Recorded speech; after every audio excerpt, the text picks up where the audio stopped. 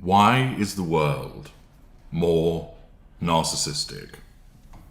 Hello, I'm H.G. Tudor. This is a question that often gets asked. Why is the world around us one which is seen as increasingly narcissistic? Well, in order to address this, we need to understand what is meant by narcissistic. There is a spectrum for narcissistic traits and narcissistic behavior.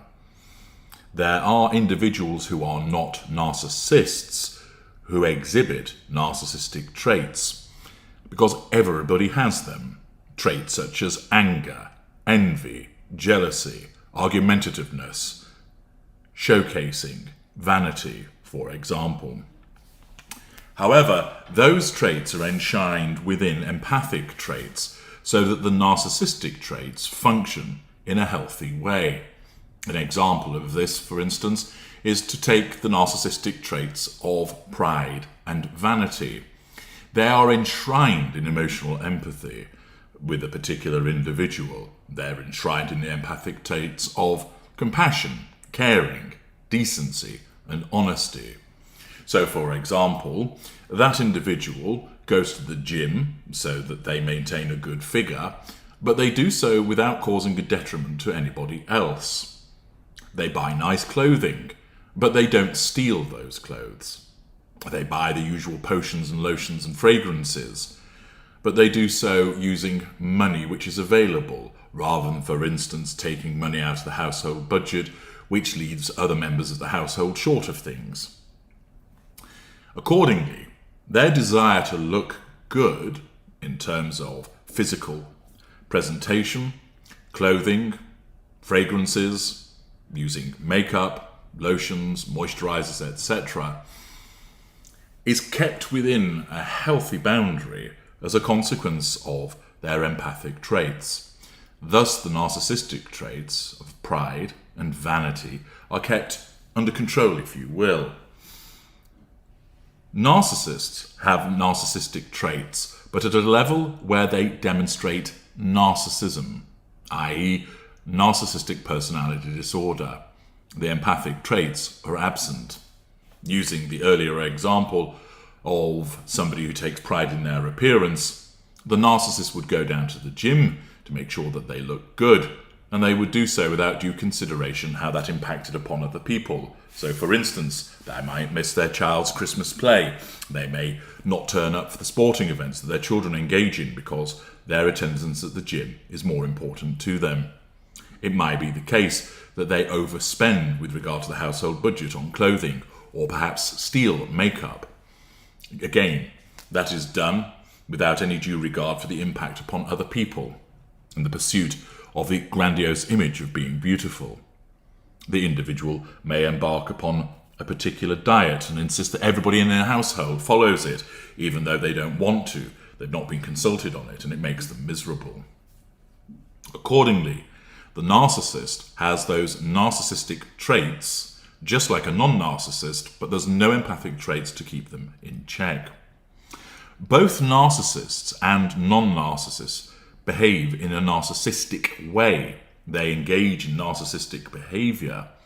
But this narcissistic behavior has increased. Why?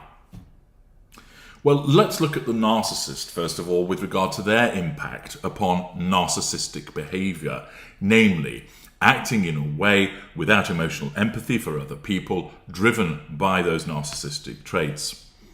First of all, there are simply more narcissists than there used to be, not only because of the increase in the population, but the percentage of narcissists has increased, somewhere around 15-16% of the population. It's often given as a much lower number, but it's evident that the percentage is around there in terms of those individuals who are narcissists. Therefore, it follows, given that there are more narcissists around, then you will see more narcissistic behavior. Furthermore, the narcissists are now much more noticeable. This is because of the creation of social media. This provides a platform to narcissists to enable those narcissists to present themselves to the world, with the consequence that you see much more of that narcissistic behavior from a greater number of people than would have existed 30 years ago. Thirdly, perception. More people have actually become aware of the concept of narcissism and narcissists and narcissistic behavior, and therefore they more readily see it for what it is, whereas before they would have seen the behavior but not attributed it to being narcissistic. Accordingly, more people see the behavior of narcissists and recognize it for what it is. There's still a significant number that do not, but it is more noticeable than it once was. Accordingly, there are more narcissists, they are more noticeable, and there is a greater perception of them in terms of recognizing the behaviors, which means that the narcissistic behavior that is engaged in by pure narcissists has contributed to the world being more narcissistic. It follows, however, that the majority of, and a significant majority, of the world's population is not narcissistic, in the sense of they're not narcissists. They're normals, the largest group, empaths, and narcissistic people who are not narcissists. Therefore, you would think that the world would not be as narcissistic because the number of non-narcissist people is greater. But the point is, those non-narcissists can engage in narcissistic behavior, and it is really within this group, particularly the normals, that more narcissistic behavior occurs, thus making the world more narcissistic. These people are not narcissists. It is important to make that clear. What they are people who do have emotional empathy, but it is only for a small group of individuals. And, as you will hear, the normals are subjected to certain influences and factors which mean that they have started to behave in a more narcissistic fashion. What is it then amongst the non-narcissists which has caused them to engage in more narcissistic behavior, even though they are not narcissists? First of all, the rise of the self-esteem movement. Self-esteem is increasingly seen as the key to success in life. Educators and parents tell children how special and unique they are. In this way, children are conferred self-esteem rather than having to acquire it through the application of hard work, achievements of their own, experiencing failure. An example of that, for instance, is the giving out of participation medals on school sports days. Once upon a time, first, second, and third received a medal or a certificate. Now, everybody who ran the race gets a medal because they're all special and unique. Which, of course, how can that be? If you're all special and unique, it follows that you can't be special and unique. And this rise of the cult of self-esteem has resulted in more narcissistic behavior coming to the forefront because of the attitudes that are being conferred to children. 2. The rise of individualism. There has been a greater focus on the self and inner feelings. You'll notice this with regard to the idea of speaking my truth, how people talk about other people's behavior triggering them and affecting their inner feelings, the necessity of safe places.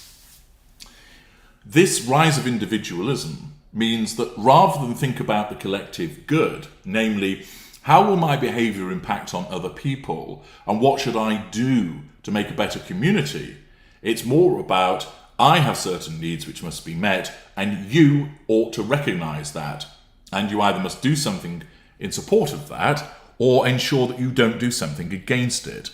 And we have seen that increasingly the case, that there has been a shift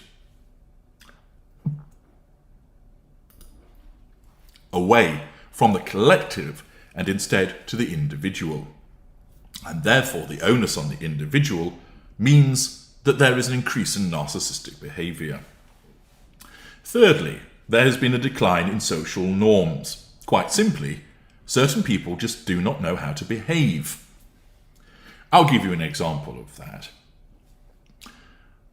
A middle-aged person is stood in a queue at a bank.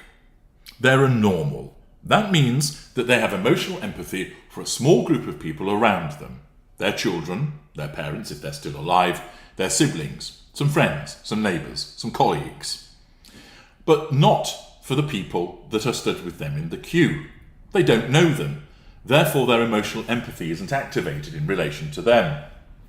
However, they have been taught that it is important to stand in a queue and be patient, that the bank teller will get to you in due course, that it is inappropriate to demand that you be dealt with ahead of other people.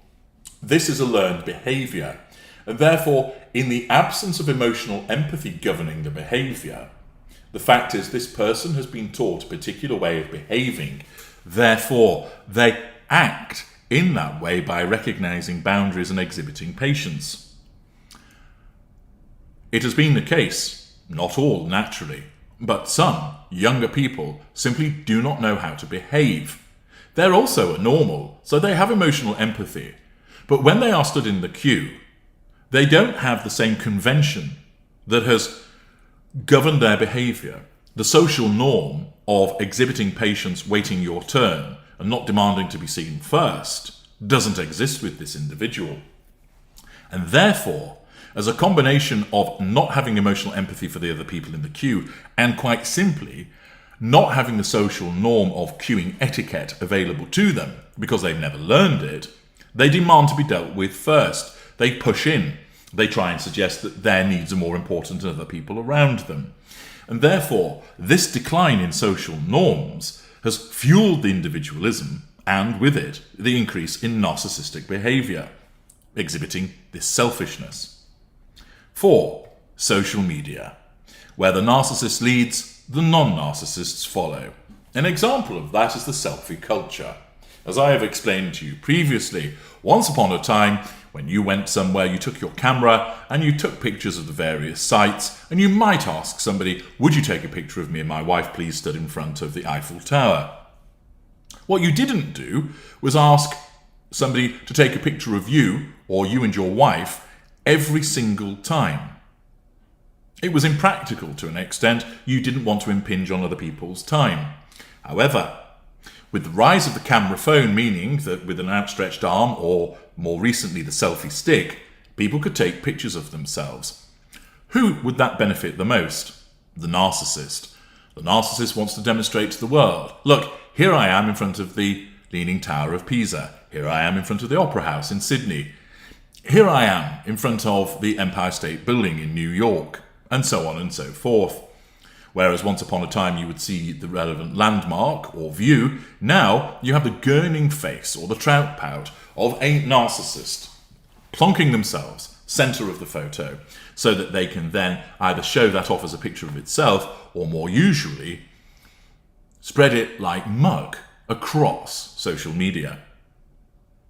What then happens is, because of the herd mentality of human beings, non-narcissists see this and think, oh, that looks good, I'll do the same, and thus start to copy.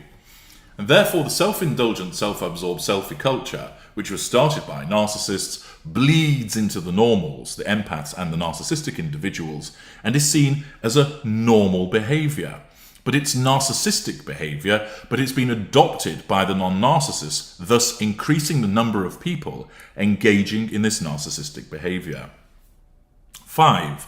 Empathy fatigue. The demands that are made on people with regard to the exhibition of their emotional empathy means that over time, that empathy starts to become eroded through fatigue. There are so many causes and so many means of getting that cause to people, again, through social media and mass information, that people simply become desensitized to the plight of the orphan in Africa who's starving. Television screens are repeatedly filled with these appeals. They come all over social media. And the extent and frequency of these images and the supporting appeals means that people's emotional empathy starts to suffer from fatigue as a consequence of the repeated and frequent exposure. 6. The everything now culture.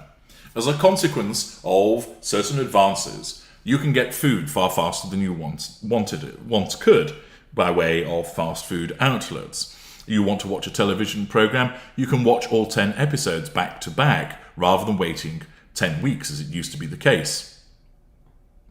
You want something from the shops, you don't have to necessarily go down there any longer, you can order it and have it the next day. Similarly, there are so many things, services, goods that you can access immediately or fairly soon, whereas once upon a time you would have to wait.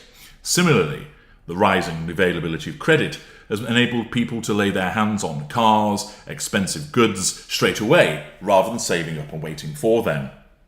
Having everything now engenders a sense of entitlement and an expectation, which then creates its own social norm. And thus, a failure to provide something straight away results in an unpleasant reaction because that person isn't ordinarily used to having to wait and exhibit patience. Finally, social isolation. Social isolation, again, is a consequence of the increasing reliance upon technology, whereby you can receive information, watch programs, watch films, listen to audiobooks, listen to radio programs, all streamed to your relevant device. You can order food, both for your home or fast food to eat immediately, clothing, technology, lots of different things you can obtain without actually having an interaction with another human being. And this social isolation results in people acting with an immaturity because they haven't got the experience of repeated and meaningful relationships with other people, which causes them to utilize emotional empathy in those actions. Instead, everything is centered around them. The fast food is delivered to them. They don't have to wait for it. The goods and services are delivered straight to them. They are at the center of the network. Rather than recognizing that they might have to wait their turn in a queue or perhaps work with somebody else to achieve a goal, they can demand everything in the position of the provision of information, etc., through technology, and become socially isolated, not exposed to the necessity of cooperation and sharing and involving themselves with other people. Their narcissistic traits are exercised far more regularly than their empathic ones, thus they come to the fore. Accordingly, the world has become more narcissistic, partially because the presence of narcissists means that more narcissistic behaviors are seen by the increasing number of narcissists, but it is predominantly the case that the world has become more narcissistic because the non-narcissists are engaging in more narcissistic behavior.